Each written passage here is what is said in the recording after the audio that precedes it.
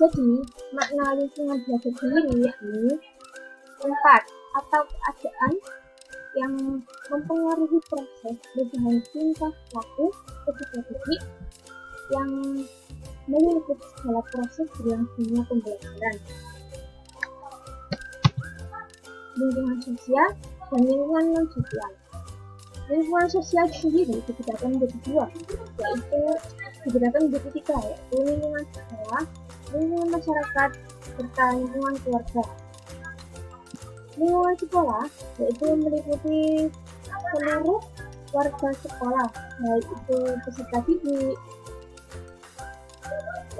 karyawan, para pendidik, dan sebagainya.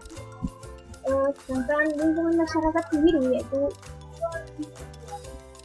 segala apapun yang berada di masyarakat, karena masyarakat sendiri mempunyai pengaruh yang besar terhadap berlangsungnya segala kegiatan yang menyangkut masalah pendidikan. Lalu lingkungan keluarga. Lingkungan keluarga sendiri memiliki fungsi, yaitu ada 8.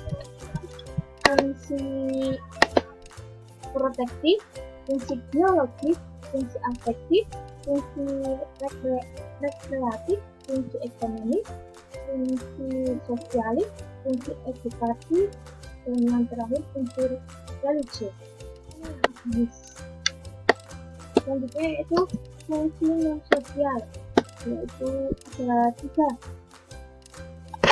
Yang pertama menyangkut gedung sekolah dan lengkapnya, yaitu menyangkut sarana prasarana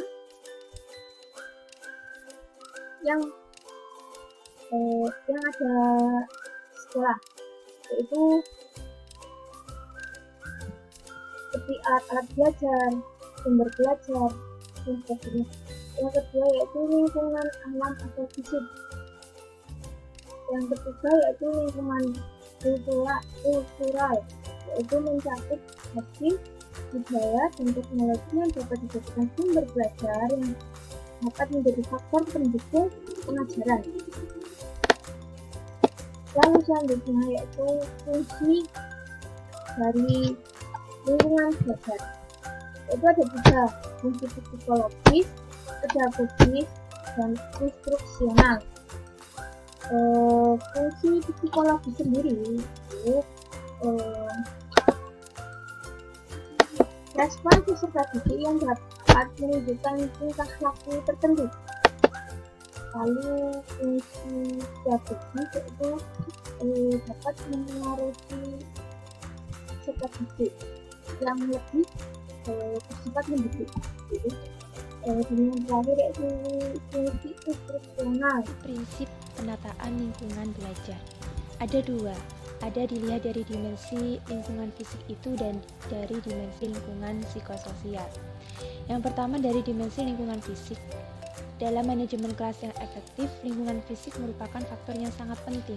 Nah, adapun prinsip-prinsip penataan lingkungan belajar dilihat dari dimensi lingkungan fisik itu ada visibility, kemudian ada accessibility, ada flexibility, ada comfort, dan ada beauty.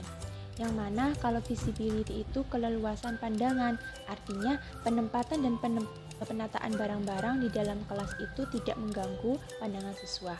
Kemudian prinsip yang kedua adalah accessibility atau mudah dicapai, artinya penataan ruang harus dapat memudahkan siswa untuk meraih, memudahkan siswa untuk mengambil barang-barang yang dibutuhkan selama proses pembelajaran yang dibutuhkan. Kemudian prinsip yang ketiga dari dimensi lingkungan fisik ini ada prinsip flexibility, artinya keluasan, artinya barang-barang yang ada di dalam kelas itu hendaknya mudah ditata, hendaknya mudah dipindahkan yang disesuaikan dengan kebutuhan kegiatan pembelajaran. Kemudian prinsip yang keempat ada comfort atau kenyamanan. Kenyamanan di sini yang dimaksud adalah berkenaan dengan temperatur ruangan, cahaya, suara, dan kepadatan kelas. Kemudian prinsip yang kelima ada prinsip beauty atau keindahan. Prinsip keindahan ini berkenaan dengan bagaimana usaha guru itu menata ruang kelas yang menyenangkan dan kondusif bagi kegiatan belajar. Selanjutnya, dimensi lingkungan psikososial. Bagaimana prinsip-prinsip penataan lingkungannya? Itu ada 3. Yang pertama dilihat dari dimensi hubungan atau relationship. Kemudian yang kedua, dimensi pertumbuhan dan perkembangan pribadi atau personal development. Kemudian yang ketiga, dimensi perubahan dan perbaikan sistem atau system maintenance and change. Nah, adapun penerapan kelas itu diantaranya yang pertama ada perencanaan, di mana perencanaan ini adalah sebuah titik tolak bagi seorang manajer kelas. Kemudian yang kedua, setelah perencanaan, seorang guru mengorganisasikan atau organisasian. Artinya fungsi ini menciptakan lingkungan pengajaran seperti apa agar pembelajaran itu efektif. Kemudian penerapan fungsi kelas yang ketiga adalah kepemimpinan, di mana seorang pendidik ini berhasil dalam menjelaskan atau memberikan instruksi tugas kepada peserta didiknya, kemudian pengawasan menggunakan strategi apa untuk meningkatkan kinerja siswa.